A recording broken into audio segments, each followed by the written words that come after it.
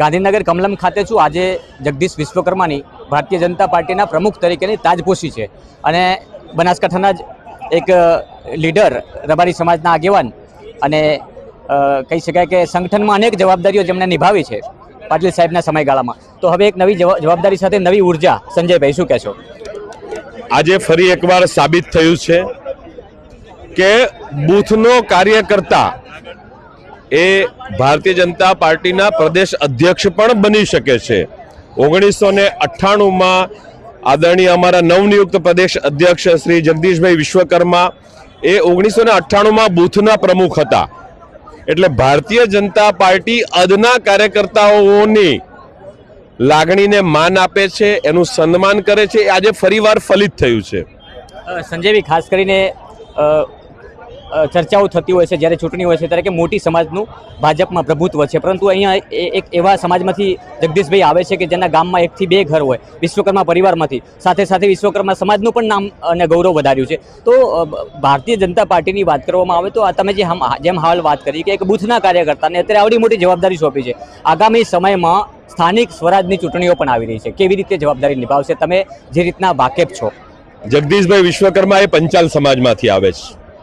લોઢાને TP ટીપીને એને આકાર આપવાનું કામ આ સમાજ કરે છે, તો કાર્યકર્તાને પણ દોડાવીને કાર્યકર્તાની લાગણીને માન આપીને છેવાડાના માનવી સુધી પહોંચીને દરેક કાર્યકર્તાને યોગ્ય રીતે ઘડતર થાય પાર્ટીમાં, એવું સુપેરે કામ કરવાની ક્ષમતા ધરાવતા જગદીશભાઈ વિશ્વકર્મા છે।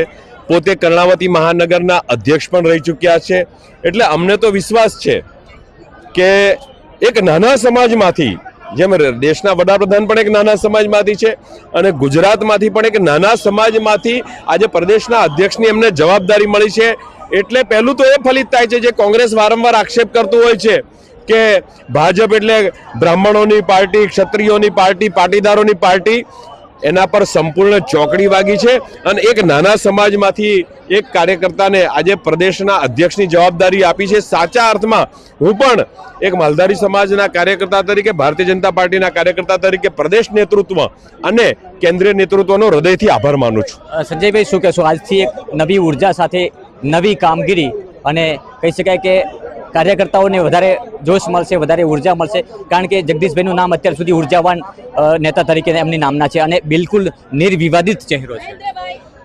100% સંપૂર્ણ સાચી વાત છે। જગદીશભાઈ વિશ્વકર્મા એ સંપૂર્ણ નિર્વિવાદિત ચહેરો છે। બીજું, મેં પોતે એમની મહેસાણા લોકસભાનો પ્રભારી હતો અને એ પોતે મહેસાણા જિલ્લાના પ્રભારી મંત્રી છે, તો સાથે કરવાની જે કામ કરવાની તક પણ મળી છે। કડી વિધાનસભામાં પણ મને એમની જોડે કામ કરવાની તક મળી છે। એટલે મને પોતાને ખબર છે એમની કાર્યશીલતાને, એમની કામ કરવાની પદ્ધતિને મેં ખૂબ નજીકથી જોઈ છે।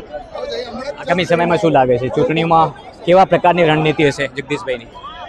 જગદીશભાઈ પોતે સંગઠનના માણસ છે, એટલે મને વિશ્વાસ છે 100% આવનારી જે પણ ચૂંટણીઓ આવે છે સ્થાનિક સ્વરાજની, દરેક ચૂંટણીઓ અમે જીતીને બતાવીશું। પહેલા અમારા વતી પણ શુભેચ્છાઓ। સંજયભાઈ, આભાર અમારી સાથે જોડાવા બદલ। તો આ હતા ડૉક્ટર સંજયભાઈ દેસાઈ, જેમણે પણ સંગઠનમાં કામ કર્યું છે, અનેક જવાબદારીઓ નિભાવી છે। આજે અહીંયા કમલમ ખાતે જ્યારે જગદીશ વિશ્વકર્માની ભારતીય જનતા પાર્ટીના પ્રમુખ પદે જ્યારે તાજપોશી આ કાર્યક્રમ હતો, તેમાં ઉપસ્થિત રહીને મોટી સંખ્યામાં અહીંયા ગુજરાતભરમાંથી મોટી સંખ્યામાં કાર્યકર્તાઓ ઉપસ્થિત રહ્યા હતા અને જગદીશભાઈ વિશ્વકર્માને